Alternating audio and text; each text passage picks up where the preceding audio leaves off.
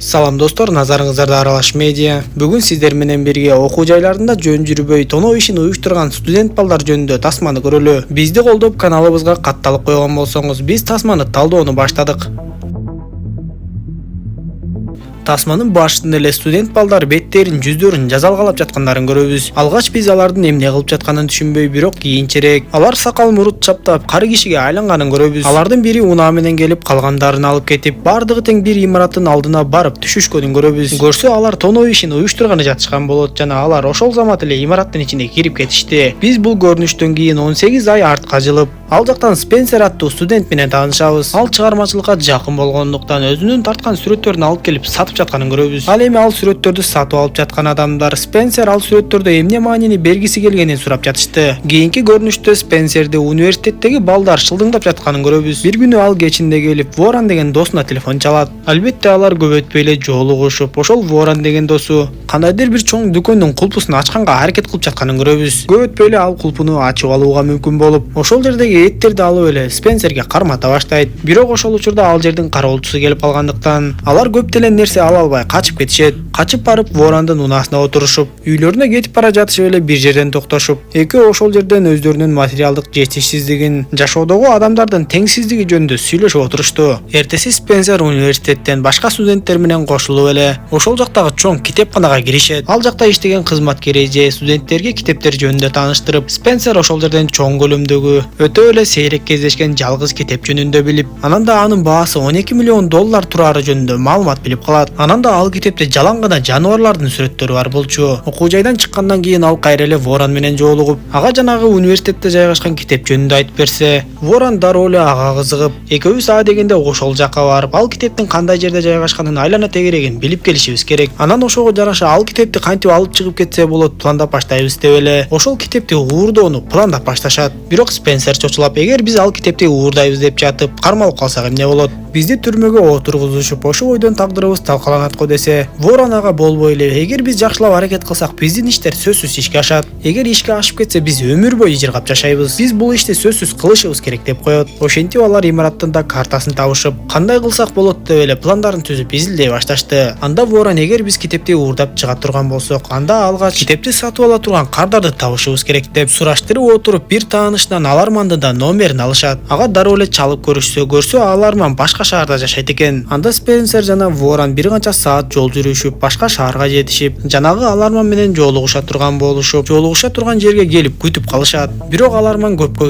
кечиксе да келип, акыры Ворон экөө сүйлөшүп жатканын көрөбүз. Бирок ал чыныгы Аларман эмес болуп чыгат. Ал жөн эле ортомчу болуп, Воронго чыныгы кардардын электрондук дарегин берет. Бирок албетте бекер эмес, алар ал ортомчуга $500 беришет. Эми алар чыныгы кардардын электрондук поштасына жазып, байланышканга аракет кыла башташты. Эми ошол адам менен жолугушуу үчүн Нидерландыга барышы керек болуп калат. Анда Спенсер бул иштен жыйынтык деле чыкпайт окшойт деп өздөрүнүн шаарына кайтып кетишет. Бир аз күндөр өткөндөн кийин Ворон кайра эле Спенсерге келип, баягы ишти уланталы деп баштаса, Спенсер Воронго, мен сага Нидерландыга учканга билеттин жарым акчасын төлөп берейин, сен ал жака жалгыз эле барып келбейсиңби десе, Ворон макул болуп жөнөп кетет. Ал Нидерландыга келип, ошол кардарлар менен жолугуп, өзүн башка ат менен тааныштырып, алар Воронго, эгер сен бизге так ошол биз күтүп жаткан китепти таап келип берсең, биз ал китептин баасын соодалашуу жолу менен алабыз деп айтышат. Анда Ворон алар менен макулдашып, кайра өз шаарына кайтып келип, Спенсер экөө андан ары пландай башташып, бирок экөө тең жакшы бир планды түзүү үчүн мээлери жетпей жаткандай сезилди. Ошондо алар университеттеги кыйын окуган Эрик аттуу баланы бул ишке тартышып, Эрик алардын ишине макул болуп, бирок бул планыңар такыр эле жарабайт деп таптакыр башка план түзө башташат. Анан да ал китепти түнкүсүн эмес, күндүз эле уурдай турган болушуп,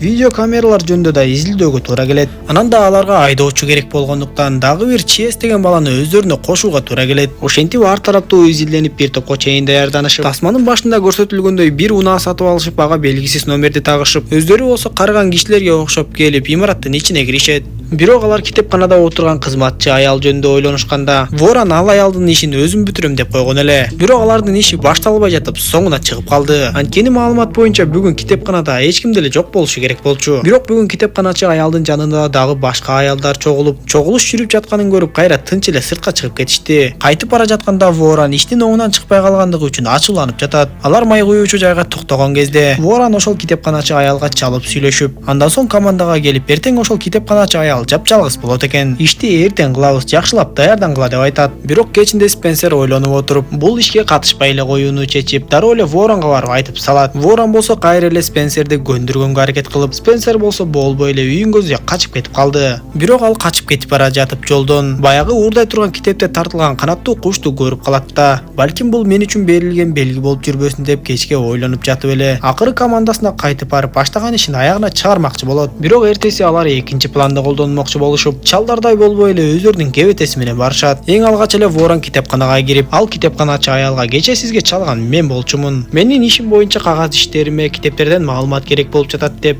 Бирок ток тартыргыч менен ал эжени уктатып салууга батын албай коет. Көп өтпөй анын артынан Эрик кирип, китепканачы аял анын аты жөнүн сурап жазып жатканда, Ворон тездик менен аялды кармап колун кайрып, экөө шашкалактап ошол жерден аялдын колу бутун байлай башташат. Ал аялды ток менен да тарттырып, бирок ал аял токтон эсин жоготкон жок. Шашкалактап китептерди алып чыгуу үчүн ачкычтарды издей баштап, бирок бир кезде карашса ачкычтар аялдын мойнунда болот. Дароо эле ал жердеги чоң китептен бирөөнү эмес экөөнү алып чыгып кездемеге орошот. Анысы жетпей жаткансып Ворон кичинекей китептен да деп экөө бирден китепти коюндарына салышты. Китепти көтөрүп алып эми экөө лифтке түшүшүп, бирок Эрик шашкалактап жатып, аларга керектүү эмес башка кабаттын номерин басып алат. Алар биринчи кабатка келип калышып, ал жакта көптөгөн окурмандар китеп окуп отурушкан болчу. Эрик менен Ворон эч нерсе болбогондой түр көрсөтүп коюшат да, өздөрүнө керектүү кабатка келсе ал жак капкараңгы болот. План боюнча алар ошол жактан чыгып кетиши керек болуп, бирок чыга турчу эшикти такыр таппай коюшкандыктан убакытты созбой биринчи эле кабаттан чыгып кетүүнү туура көрүшөт. Бирок алар корккондуктан байтор тынч чыгып кетишпей, элдин баарынын көңүлдөрүн өздөрүнө буруп алышты. Кызматкерлер дагы алардын китеп уурдап жатышканын билип калышты окшойт. Анда Ворон менен Эрик шашкалактап дагы бир кабат төмөнгө түшүп баратышып, китепти кулатып алышат. Китепти кайра көтөрүүнүн ордуна алар коркушуп эле көчөнү көздөй чуркап чыгышат. Чиес жана Спенсер аларды сырттан тосуп алышып, ызы чууга түшүп эле кайрадан качып жөнөштү. Бирок Спенсер ошол жакта окугандыктан полицияларга билинип калбайын деп окуу жайында калып калат. Ворон менен Эрик болсо жанагы коюндарына салган китептерди алып чыгышат. Полициялар окуу жайдын айланасына келе башташып, Чиес Ворон менен Эрикти көчөнүн бир жеринен таштап, унааны жашырууга жөнөп кетет. Спенсер болсо эч нерсе болбогондой экзаменге кирип келгенин көрөбүз. Жаңылыктардан болсо китепкананы тоноо иштери боюнча айтыла баштады. Кечинде алар чогулушуп жаңылыктарды угуп жатышканда, тоноочулар төртөө болгондугу жана алардын өздүктөрү тактала баштагандыгы жөнүндө айтылат. Эми алар жашынуудан башка аргалары жок болуп калып, бирок Ворон менен Спенсер жанагы китептерди сатып жиберүүгө барышат. Сыягы ал китепканадагы китептердин көбүнчөсү эле кымбат баалуу окшойт. Бирок сатып алуучунун жардамчысы анын жок экенин айтып, ал келер менен сиздерге кабарлап коем деп Спенсердин номерин алып алат. Анда башкалары Спенсерге сен эмне үчүн номериңди бересиң? Эгер полициялар изилдеп калышса, алар бизди оңой эле таап алышат деп ызылдашып отуруп акыры тарап кетишет. Ошентип арадан көп өтпөй эле команда мүчөлөрүнүн ар бири жаман окуяларга кабыла башташып, полиция дагы изилдеп отуруп аларды тез эле таап келет. Анткени алар тоноо ишин жүргүзүп жатканда өтө көп каталарды кетиришкен эле. Ошондуктан полициялар аларды таап алуу оңой эле болду. Жыйынтыгында студент балдар эми андан да жаман жашоого туш болушу, бардыгы тең 7 жылга эркинен ажыратылат.